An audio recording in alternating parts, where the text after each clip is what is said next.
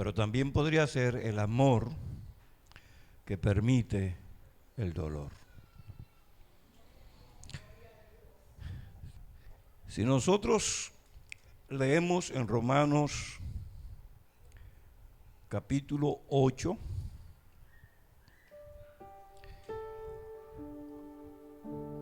el versículo 18.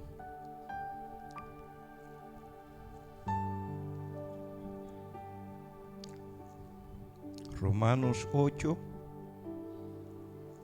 verso 18.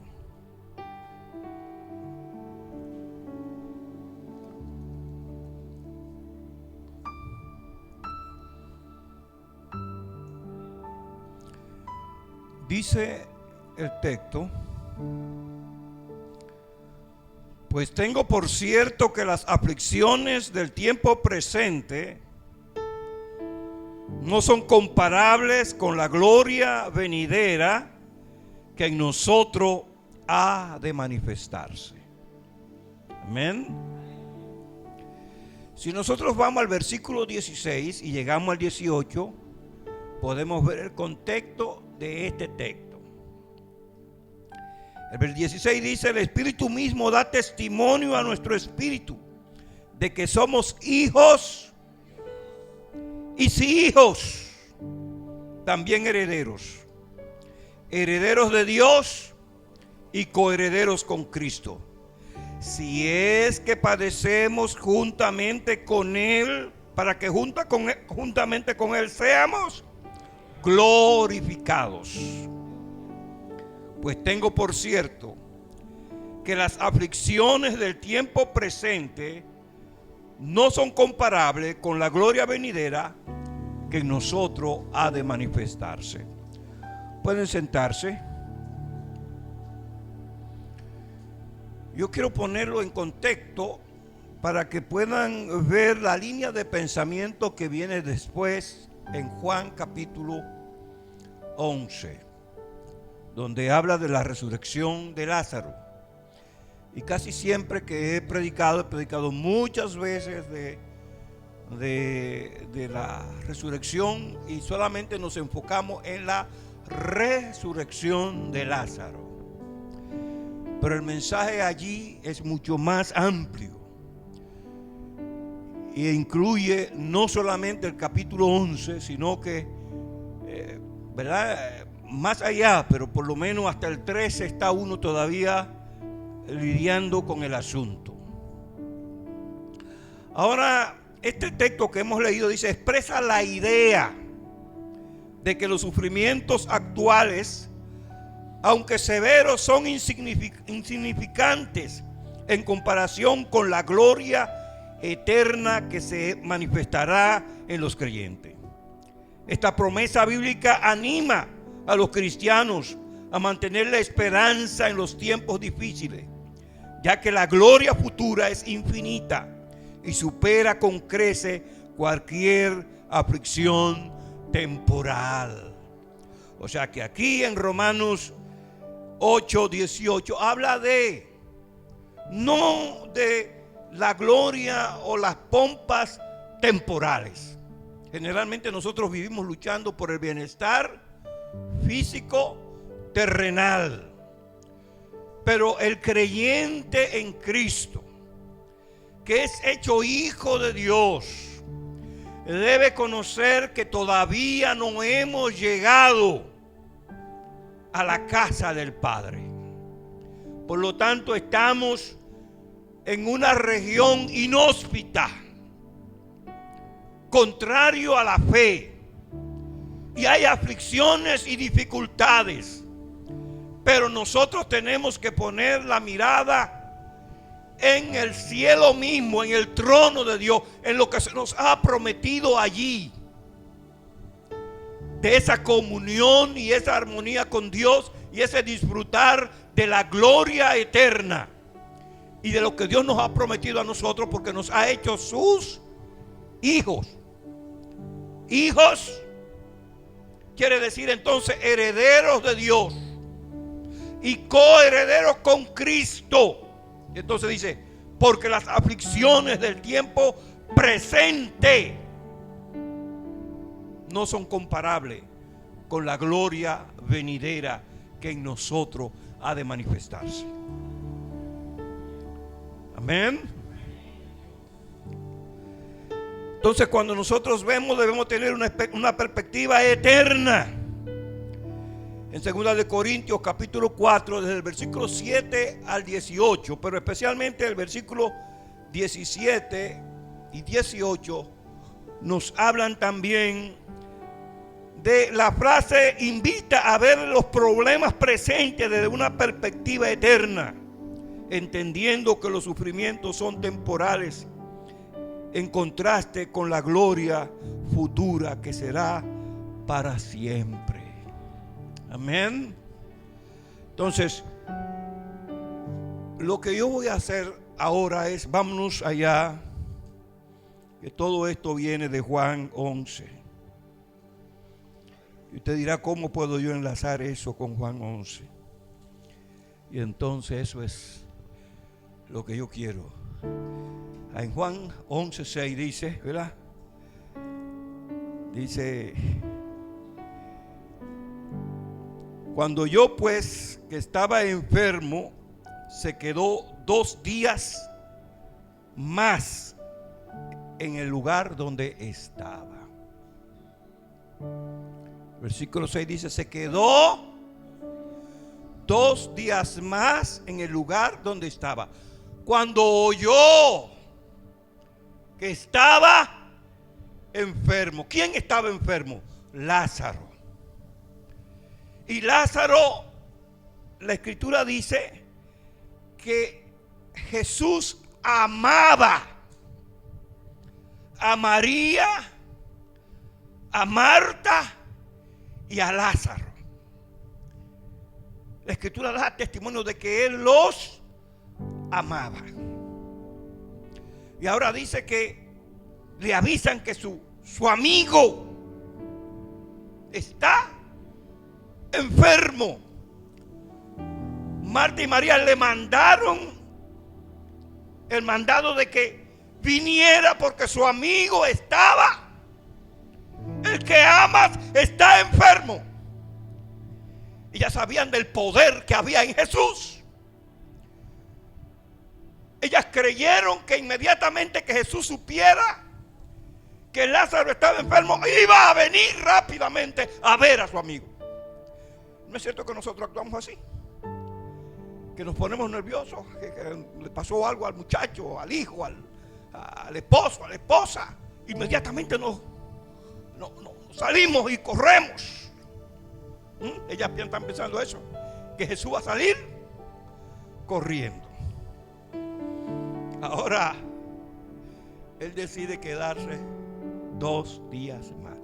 La pregunta es, ¿por qué se queda Jesús 2 días más? ¿Por qué? Vamos a leer, vayan al versículo 1 y vamos a ir mirando. Amén. Estaba entonces enfermo uno llamado Lázaro de Betania, la aldea de María y de Marta, su hermana. Parece que ellos eran muy conocidos en la comunidad, porque la manera en que se hace el relato dice Lázaro de Betania. Betania era una aldea que estaba, ¿verdad?, a unos 3 kilómetros de Judea. Ahí en Judea, en Jerusalén, ahí cerca, esa aldea estaba allí cerca. Dice 15 estadios. María, cuyo hermano Lázaro estaba enfermo, fue la que ungió al Señor con perfume y le enjugó los pies con sus cabellos. Ahora, noten aquí que ese es un evento que está diciéndolo aquí, mencionándolo, pero ese de que María ungió a Jesús sucede después de la resurrección. Y yo ahora pienso que en agradecimiento a lo que Jesús hizo con su hermano, es que María unge a Jesús. aunque eran amigos, pero ¿qué la movió a ella a ungir? Pero ese evento, cuando se sucede la resurrección, todavía María no había ungido a Jesús. Y ella lo unge para la sepultura, pero ella no lo sabe. Pero ella derrama ese perfume de alabastro. Lo vamos a leer en el capítulo 12. Fíjense que está adelante. Sin embargo, está siendo mencionado atrás. Amén. María, cuyo hermano Lázaro estaba enfermo, fue la que ungió al Señor con perfume y le enjugó los pies con sus cabellos. Enviaron pues las hermanas para decirle a Jesús: Señor, he aquí que el que ama está enfermo. Oyéndolo Jesús dijo: esta enfermedad no es para muerte, sino para la gloria de Dios, para que el Hijo de Dios sea glorificado por ella. ¿Cuál es el propósito de la enfermedad? Para la glorificación de Jesús. Ahora, ¿qué implica la glorificación de Jesús? ¿Sabe qué es lo que implica? ¿Ah? Él es glorificado cuando es resucitado. Pero para poder resucitar, ¿qué tenía que pasar primero? ¿Entienden? Debía morir. Jesús debía ¿qué? Morir. Y aquí viene la pregunta: ¿por qué los judíos, los fariseos, los principales sacerdotes entregaron a Jesús a los romanos para que lo mataran? Y ellos mismos lo sentenciaron de muerte antes de que entregárselo al imperio romano. En estos días yo oí a dos grandes estudiosos, gentes muy preparadas, porque son, bueno, Piñeiro es un filólogo que ha escrito más de 50 libros. Usted lo puede buscar ahí en internet. Él se ha dedicado la vida estudiando a Jesús, la historia, los evangelios. Es un filólogo muy preparado y muy respetado. Bien, él estaba en el canal de Judeo Historia. Ahora no recuerdo el nombre del joven, pero el papá es Miguel Kaneski. Y ellos están hablando. Y Kaneski le hace una pregunta a Piñeiro y le dice que los judíos no son culpables que si los judíos son culpables realmente de la muerte de Jesús. Kaneski es judío. Los judíos han sufrido mucho producto de que la gente, especialmente sabemos que ha habido matanzas y persecución del pueblo judío porque se le enseñó a la gente que los judíos mataron a Dios, mataron a Cristo, mataron a Jesús y que ellos eran responsables de la muerte y lo juzgaban. Bueno, aquí mismo en el país, ¿verdad? Ese es más malo que un judío. ¿Ah? Porque los judíos mataron a Cristo. Entonces Piñeiro hace defensa y dice: no es así. ¿Cómo iban ellos a entregar a uno de ellos mismos para entregarlo para la muerte? Está tratando de defender. Y yo veo, ¿verdad?, como la manera de manejar ahí, porque Piñeiro no quiere hacer sentir mal a Kaneski, que es judío, y que culpan a los judíos por eso. Amén. Pero yo le voy a preguntar a ustedes: ¿a quién le creemos? a ese hombre bien preparado y que estudia los libros, o lo creemos en la Escritura. Volvemos al ejemplo de los otros días, ¿verdad? Del que hablamos aquí, del doctor Heredia, que se burla, ¿verdad?, de la Escritura. Que hay que cambiar la Biblia, como que eso se cambia así, tan fácil. Gloria al Señor. Pues yo quiero que ustedes vean hoy y estén seguros que el pueblo judío fue quien rechazó a Cristo. No para nosotros cargarle el dado a los judíos y decir que ellos son enemigos de Cristo, pero sí ellos rechazaron a Jesús y hicieron toda la programación. Pero ellos no hicieron eso, sino que ya eso estaba determinado por Dios. No fue un accidente la muerte de Jesús. Como no fue un accidente la muerte de Lázaro. Estaba dentro del programa de Dios. ¿Por qué se esperan 2 días? Con Jesús amaba a Marta y a María. Ellas mandaron a buscar a su amigo porque ellas creen en el amor. Amén. Pero ahora el amor quiere manifestarse de una manera mucho más grande, mucho más abarcativa, porque el amor de Dios quiere reunir a todos los hijos de Dios que están dispersos.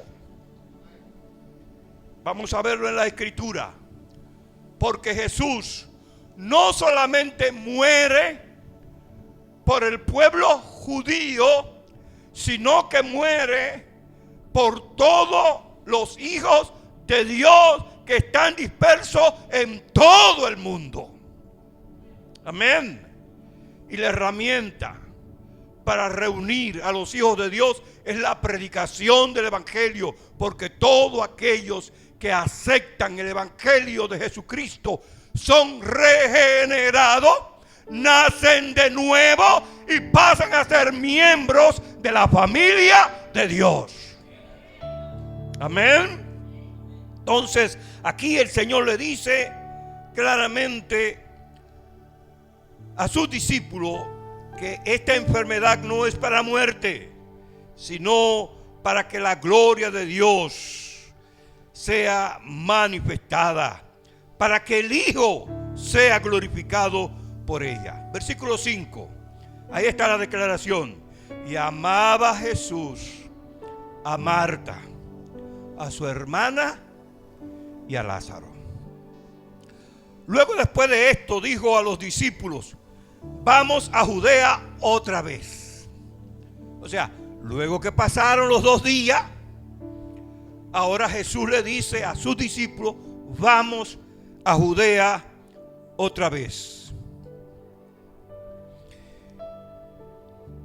Cuando yo pues que estaba enfermo, se quedó 2 días, verso 6, más el lugar donde estaba. Luego, después de esto, dijo a los discípulos: vamos a Judea otra vez. Le dijeron los discípulos: Rabí, ¿ahora procuraban los judíos apedrearte y otra vez vas allá? Respondió Jesús: ¿no tiene el día 12 horas? El que anda de día no tropieza, porque ve la luz de este mundo. Pero el que anda de noche tropieza, porque no hay luz en él. Dicho esto, les dijo después: nuestro amigo Lázaro duerme, mas voy para despertarle. Sabemos que esa es una manera de la expresión de la Escritura de hablar del sueño como la muerte. Amén.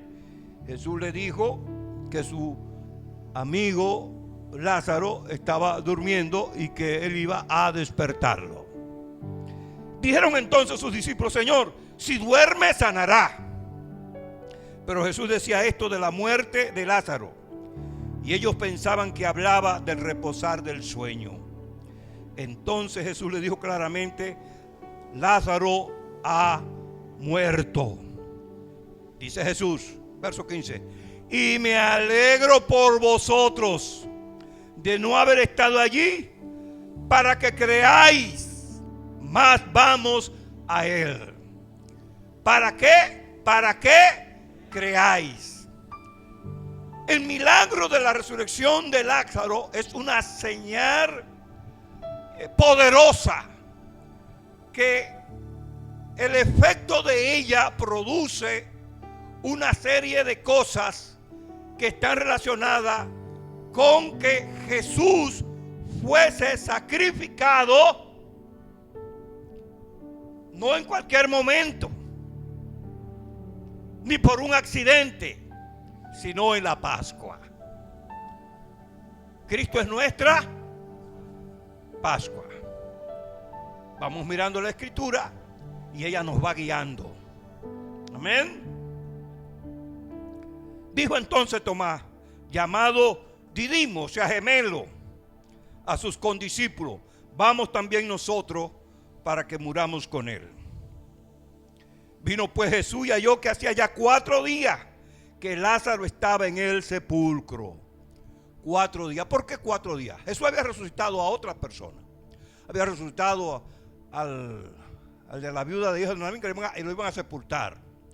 Había resucitado al hijo a la hija de Jairo. Amén. Pero esto habían sido cosas hechas inmediatamente, acabado de morir la persona. Pero 4 días. Los judíos pensaban que el alma podía regresar durante 3 días. Durante los primeros 3 días en los que la persona ha muerto, el alma iba y venía, y podía pensarse que pudiese entrar en el cuerpo. En el 4.º día ya se iba, porque había entrado el proceso de descomposición. Esa era una tradición dentro del judaísmo. Ahora, precisamente Jesús espera el 4.º día, ya en el 4.º día ya ha entrado completamente en estado de descomposición. Nosotros sabemos que muchas veces una persona muere y al otro día está y a veces hay que irlo a enterrar de pronto, que está pudriendo. Imagínese usted 4 días. Amén. Entonces no había duda de que Lázaro había muerto. Gloria al Señor. Entonces por esto se esperan 4 días. Betania estaba cerca de Jerusalén, como a 15 estadios. 15 estadios son aproximadamente 3 kilómetros. Y muchos de los judíos habían venido a Marta y a María para consolarla por su hermano. Ustedes saben cómo eran aunque hoy se ha ido perdiendo algo de la tradición, pero especialmente en los campos, cuando había alguien que se moría, usted veía a la gente caminando en los caminos, y se llenaban los caminos de gente para allá a darle la condolencia a las personas. Y a veces la gente no se iba de una vez, porque estaban allí para consolar a los dolientes cuando tenían la pérdida de un ser querido, ¿verdad? Y parece que en los judíos esa era una costumbre muy fuerte. Entonces vemos que mucha gente habían venido para estar con Marta y María a causa de la muerte de Lázaro. Muchos de los judíos habían venido a Marta y a María para consolarla por su hermano. Entonces Marta, cuando oyó que Jesús venía, salió a encontrarle, pero María se quedó en casa. O sea, Marta oyó que Jesús venía y ella inmediatamente salió. Los caracteres de Marta y María son un poco diferentes. ¿Recuerdan cuando Jesús llegó a la casa antes que y eso sí fue una cosa antes de esto, en la que Jesús vino a la casa, ¿verdad? Parece que él se quedaba por ahí cuando venía, y dice que María estaba a los pies de Jesús escuchándolo, y Marta estaba afanada en sus quehaceres, era más activa. Amén. Entonces aquí María se quedó en la casa y Marta salió corriendo a encontrar a Jesús.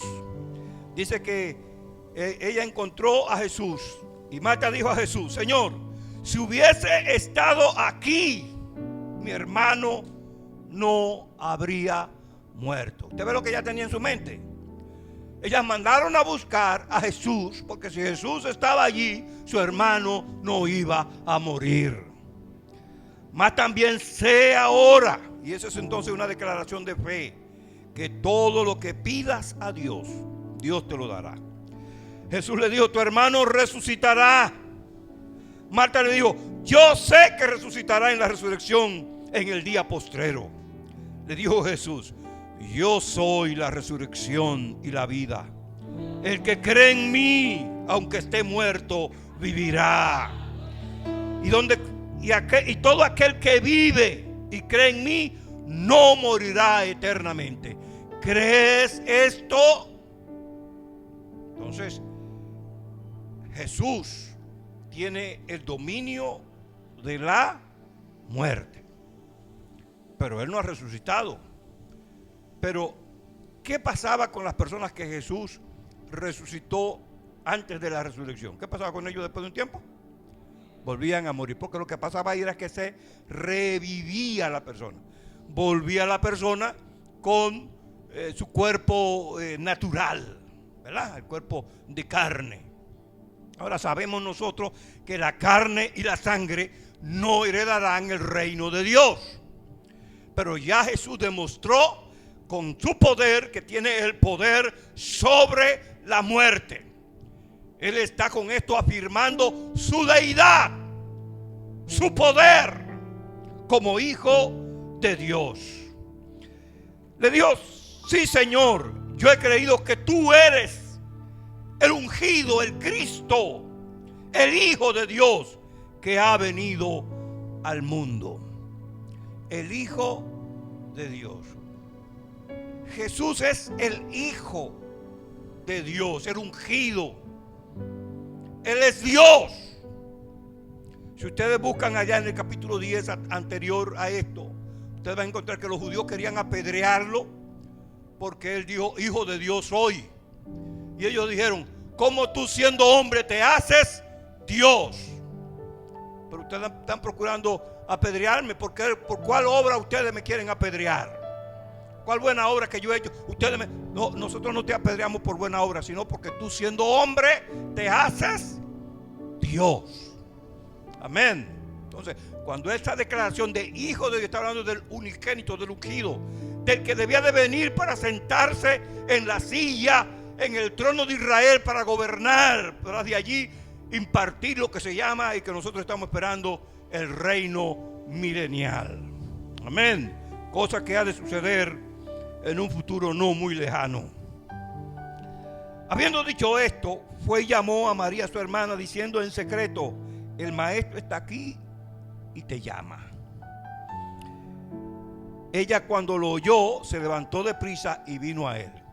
Marta fue y le dice a Jesús de una manera calladita, le dice a María, mira, el maestro está y te está llamando, porque ella estaba ahí en la casa, pero no se lo dijo que toda la gente lo oyera. Jesús todavía no había entrado a la aldea, sino que estaba en el lugar donde Marta le había encontrado. Entonces los judíos que estaban en casa con ella y la consolaban, cuando vieron que María se había levantado de prisa y había salido la siguieron diciendo, va al sepulcro a llorar allí. O sea, la gente siguieron a María porque pensaban que ella iba hacia el sepulcro a llorar. Ellos no entendieron que ella se levantó para irse a encontrar con Jesús. Amén. Y venía toda aquella cantidad de personas. Ahora, eso está en el programa de Dios. Eso no es asunto de un accidente. Gloria al Señor. María, cuando llegó a donde estaba Jesús, al verle se postró a sus pies diciéndole, Señor, si hubieses estado aquí, no habría muerto mi hermano. Jesús entonces, al verla llorando y a los judíos que la acompañaban también llorando, se estremeció en espíritu y se conmovió y dijo, ¿dónde le pusiste? Y le dijeron, Señor, ven y ve. Al ver la multitud llorando, al ver a María llorando, dice que Jesús se conmovió. Y yo he dicho en otras ocasiones, ¿por qué lloró Jesús? Él sabía que lo iba a resucitar a Lázaro. Él lloró porque se identificó con la tristeza y la angustia. Yo tengo un ejemplo muy sencillo. A veces usted llega a un lugar donde están velando a un muerto. Y la gente que está ahí llorando, están llorando de una manera desconsolada. Y si usted conocer a la persona que está muerta, usted llora también, porque usted se identifica con el dolor. Amén.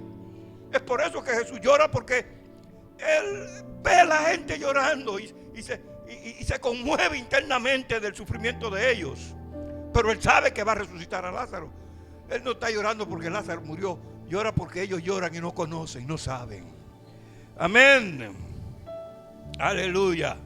Dijo entonces a los judíos: mirad cómo le amaba. Cuando ellos vieron llorando a Jesús, dice: mira cómo amaba a Lázaro.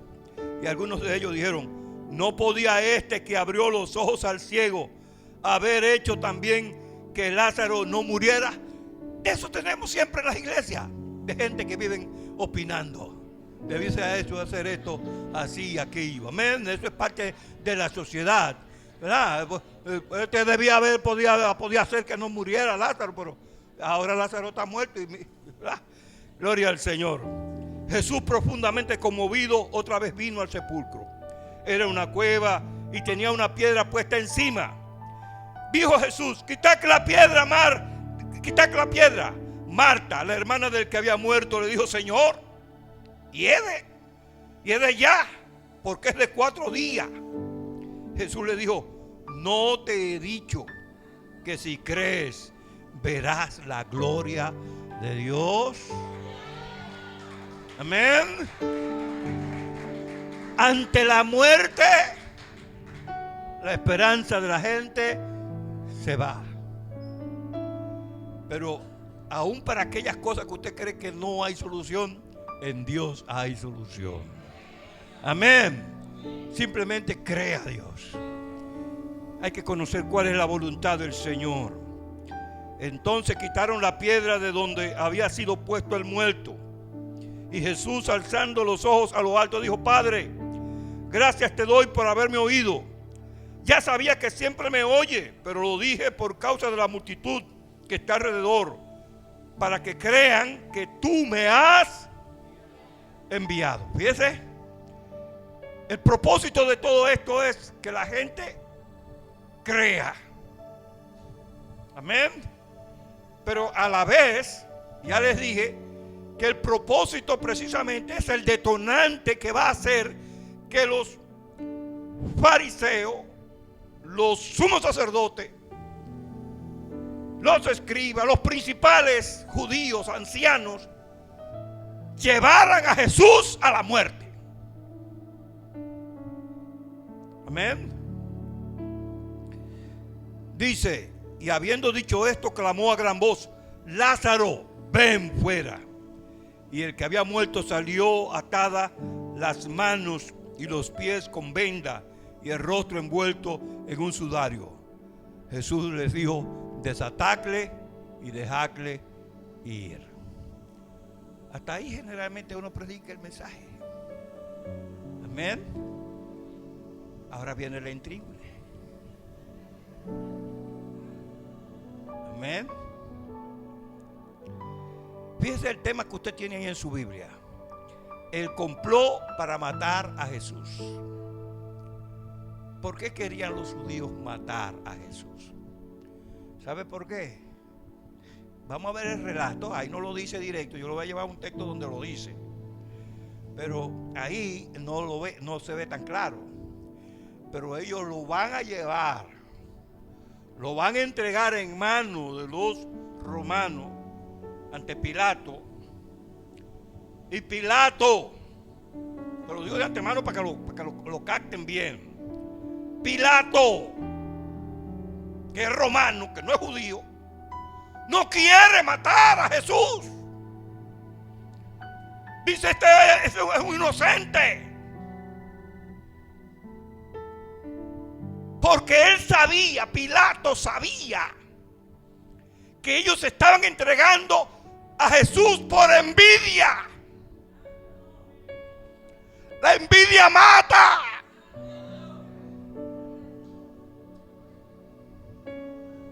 Guárdate de la envidia. La envidia mata. Y mata a inocentes.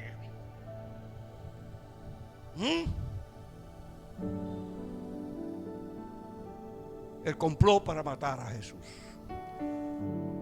El verso que yo le dije de ahora fue Mateo 27, 18. Tómelo nota para que lo estudie más al paso en su casa. Entonces muchos de los judíos que habían venido para acompañar a María y vieron lo que hizo Jesús, creyeron en él. Fíjense que había una multitud de gente que había venido acompañando a María y a Marta por la muerte. Pero de este grupo de gente, una gran cantidad creyó en Jesús. Ellos oyeron cómo Jesús llamó a Lázaro de entre los muertos. Y este que había muerto y que tenía 4 días y que ya debía estar podrido, se levantó de la tumba. Gloria al Señor. Y dice que cuando ellos vieron eso, creyeron en el Señor. Aleluya. Pero algunos de ellos, no todos creen, fueron a los fariseos y le dijeron lo que Jesús había hecho. Gloria al Señor. Entonces los principales sacerdotes y los fariseos reunieron el concilio y dijeron: ¿qué haremos? Porque este hombre hace muchas, ¿qué? Señales. Si le dejamos así, todos creerán en él. Y vendrán los romanos y destruirán nuestro lugar santo y nuestra nación. Entonces Caifás, y aquí le llamo la atención, entonces Caifás, uno de ellos, sumo sacerdote aquel año, le dijo: vosotros no sabéis nada, ni pensáis que nos conviene que un hombre muera por el pueblo y que no que toda la nación perezca. Noten, dice que un hombre muera por él y no que toda la nación perezca. Ahora, el Juan ve más allá el pensamiento de la teología, de la revelación del propósito por el cual Jesús debía morir. Caifás no sabe que está profetizando. Amén. Pero el escritor, el evangelista, ve más allá y dice lo siguiente: esto no lo dijo por sí mismo, sino que como era el sumo sacerdote aquel año, profetizó que Jesús había de morir por la nación. Noten ahí el versículo 52. Y no solamente por la nación, sino también para congregar en uno a los hijos de Dios que estaban. Revelación de Dios, palabra de Dios. Eso no lo podía ver Caifás, sino a este evangelista que se le revela el por qué Jesús debía morir. Amén. Por tanto, así que desde aquel día acordaron matarle. Por tanto, Jesús ya no andaba abiertamente entre los judíos, sino que se alejó de allí a la región contigua al desierto, a una ciudad llamada Efraín, y se quedó allí con sus discípulos. Noten, este milagro de Lázaro, Jesús espera esos 2 días y eso trae dolor y sufrimiento en el corazón de Marta y María, pero Dios tiene una visión mayor y va a hacer este milagro de impacto precisamente para que el corazón de los judíos se levanten contra Jesús, para que se cumpla lo que estaba determinado de antemano allá en el misterio de Dios, que desde el principio de la creación y a nosotros se nos está revelando a través de la palabra de Dios. Y estaba cerca la Pascua, nótenlo, de los judíos, y muchos subieron de aquella región a Jerusalén antes de la Pascua para purificarse, y buscaban a Jesús. Y estando ellos en el templo, se preguntaban unos a otros: ¿qué os parece? ¿No vendrá la fiesta? Y los principales sacerdotes y los fariseos habían dado orden de que si alguno supiese dónde estaba, lo manifestase para que lo prendiesen. Amén. ¿Qué hizo Jesús? Él sabe que su hora está cerca, pero todavía no. Él había venido para dar su vida en expiación por el pecado del mundo. Porque de tal manera amó Dios al mundo, que dio a su único Hijo, para que todo aquel que en Él cree no se pierda, mas tenga la vida eterna. No solamente el Señor ama a Marta, a María y a Lázaro. No solamente el Señor ama a la nación de Israel. El Señor ama a todo el pueblo de Dios que está disperso. Gloria a Dios en las alturas, y en la tierra paz a los hombres de buena voluntad. Dios abre las puertas para que todos aquellos que andan perdidos se arrepientan y se vuelvan a Él y puedan alcanzar salvación y vida eterna. Pero Dios también sabe que mucha gente no va a aceptar, no va a recibir esa gracia de Dios. Pero la invitación está hecha. En este pasaje dice que el propósito era que fueran reunidos todos los hijos, no solamente el pueblo de Israel, sino el evangelista lo ve teológicamente y dice todos los hijos de Dios, reunirlo en un solo pueblo. Recuerda cuando yo predicaba en Romanos 8, que de ambos pueblos hizo. Amén. Entonces, estamos hablando palabra de Dios, ¿no? Gloria al Señor. Entramos entonces en lo que se habló allí en el 1. Jesús es ungido en Betania. Él se escondió un tiempecito porque todavía no había llegado su hora. Estaba cerca, pero todavía él va manejando el asunto. Amén. Él tiene el control. ¿Tiene el control o no tiene el control? 6 días antes de la Pascua, noten, la última semana, vino Jesús a Betania. Recuerdan que se había ido ¿a dónde? A Efraín, y se escondió. Pero ahora 6 días antes de la Pascua, todavía no hemos terminado con Lázaro, Vamos a ver lo que el asunto está ahí. Él viene a Betania. Betania es la ciudad de ¿quién? De Lázaro, Marta y María. Donde estaba Lázaro, el que había estado muerto y a quien había resucitado de los muertos. Noten que aquí ahora dice, cuando lo ha ungido es porque él ya ha resucitado.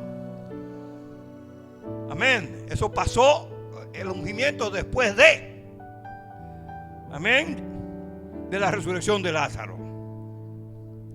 Y le hicieron allí una cena. La cena fue en la casa de Simón el leproso. Amén.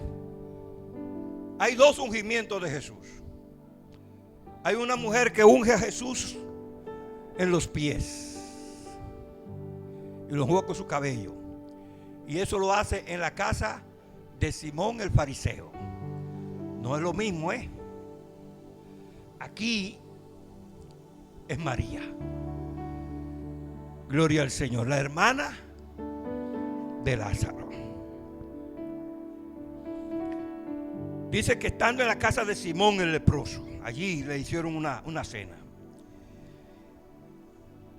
Si usted quiere, busca luego la cita que está paralelo a eso. Dice, y le hicieron allí una cena. Marta servía y Lázaro era uno de los que estaban sentados a la mesa con él. Entonces María tomó como 1 libra de perfume de nardo puro de mucho precio y ungió los pies de Jesús y los enjugó con sus cabellos, y la casa se llenó del olor del perfume.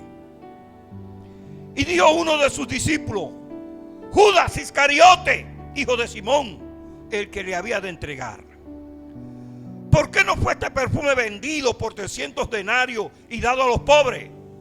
Pero dijo esto no porque se cuidara de los pobres, sino porque era ladrón, y teniendo la bolsa sustraía de lo que se echaba en ella. Entonces Jesús dijo: déjala, para el día de mi sepultura ha guardado esto, porque a los pobres siempre los tendréis con vosotros, mas a mí no siempre me tendréis. Esa palabra de Jesús disgustó mucho a Judas. Amén. Hay gente que se disgusta, que no se le puede llamar la atención. Eso Judas no se puso fácil con eso. Se pone de acuerdo para luego entregar al maestro. Pero nació de ahí, se le abrió la puerta a Satanás. Hermano, no le abra las puertas a Satanás. Cuide su corazón. Cuide su corazón. Dice, gran multitud de los judíos supieron entonces que él estaba allí. Estaba en Betania. Y vinieron no solamente por causa de Jesús, sino también para ver a Lázaro, a quien había resucitado de los muertos. Pero los principales sacerdotes acordaron dar muerte también a Lázaro. ¿Debe que está el asunto con Lázaro? Porque a causa de él, muchos de los judíos se apartaban y creían en Jesús. Eso estaba trayendo problemas. La gente estaba allá porque estaba cerca de la fiesta de la Pascua y comenzaron a subir del templo. Vinieron para allá, para Betania. Eran 3 kilómetros. Vamos, que Jesús está allí. Vamos a ver a Lázaro, que lo resucitaron, que tenía 4 días. La gente le gusta el asunto, ¿verdad? Corrieron para allá. Y cuando vieron a Lázaro, la gente creía en Jesús. Y los sacerdotes guapos. Ahora se preparó la ida de Jesús a Jerusalén. Al siguiente día, gran multitudes que habían venido a la fiesta, al oír que Jesús venía a Jerusalén, tomaron ramas de palmera y salieron a recibir y clamaban: ¡Hosanna! Bendito el que viene en el nombre del Señor, el Rey de Israel. Ese milagro extraordinario que sucedió conmovió a las multitudes. Por eso cuando él viene entrando a Jerusalén, la gente fue. ¿Por qué? Porque ellos habían oído lo que había pasado con Lázaro. Esto es como dice el anillo que, ¿verdad? El botón que rebosó la copa. Gloria al Señor. Dice: y halló Jesús un asnillo y montó sobre él, como está escrito: no temas, hija de Sión, he aquí tu rey viene montado sobre un pollino de asna. Estas cosas no las entendieron sus discípulos al principio, pero cuando Jesús fue glorificado, entonces se acordaron de que estas cosas estaban escritas acerca de él y que se las habían hecho. Ahí el evangelista nos está diciendo la parte teológica del asunto. Nos está revelando que aunque los discípulos en primera instancia no lo sabían, pero cuando él se levantó de los muertos, que fue glorificado, entonces ellos entendieron Verdaderamente estas cosas están escritas en los salmos, en la ley de Moisés y en los profetas. Nosotros se las cumplimos porque Él es el Mesías. Él es el que Dios señaló como el Rey de Israel, como el Salvador del mundo. Como dice Isaías, allá, poca cosa es para mí que tú seas salvador de un solo pueblo. Yo te he puesto por luz de las naciones, en Isaías 49. Amén. Esas cosas sucedieron precisamente para que se testificara que este era el Cristo, el ungido, el Mesías, el Salvador. Y daban testimonio la gente que estaba con él cuando llamó a Lázaro del sepulcro y le resucitó de los muertos. ¿Volvió Lázaro a salir en esa escena, sí o no? Amén.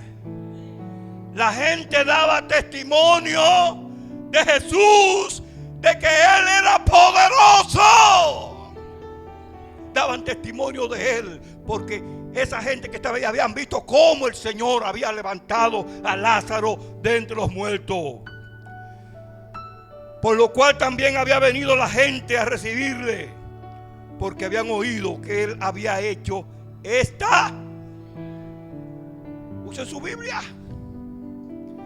Pero los fariseos dijeron entre sí: ya veis que no conseguí nada. Mira, el mundo se va tras Él.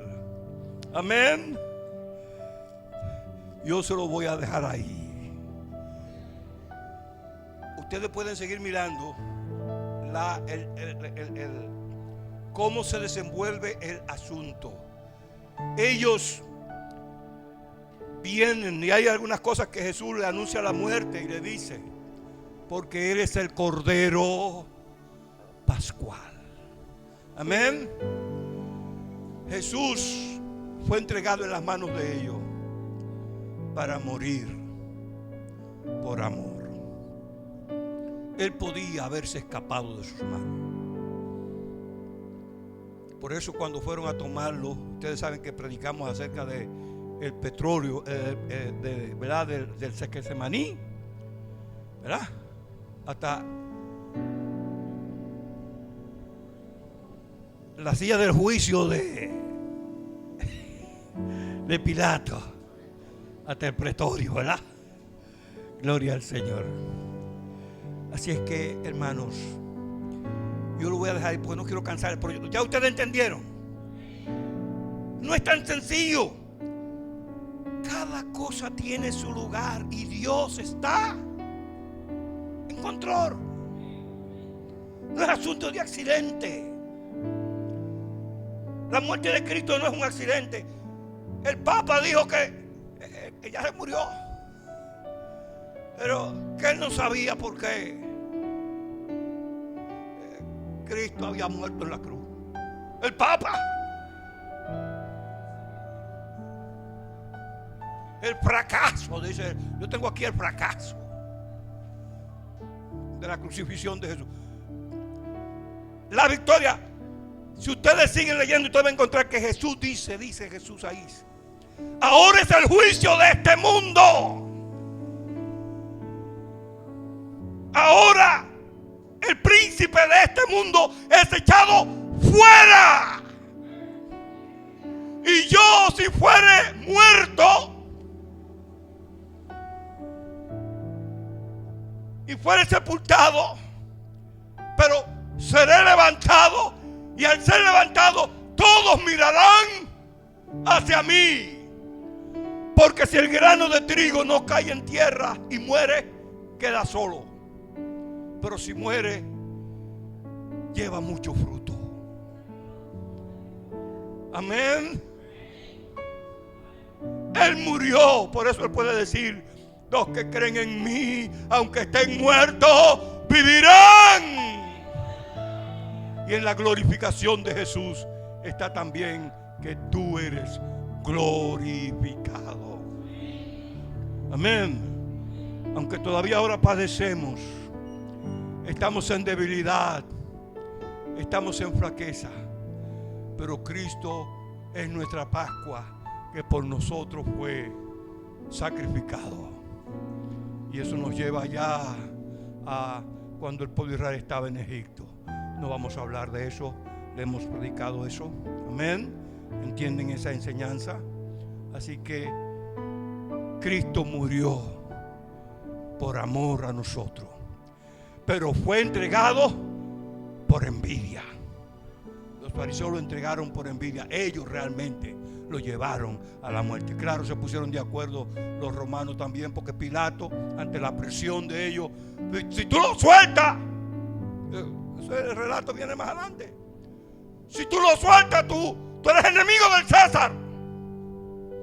Y él, por miedo, y bueno, lo azotó, mandó a azotar y se lo entregó para que lo colgaran en un madero. Él murió por ti. Él murió por mí. Murió para darte vida. Vida en abundancia. Vida en abundancia. Las aflicciones del tiempo presente no son comparables con la gloria venidera que en nosotros ha de manifestarse. Estemos de pies. Estemos de pie. Aleluya.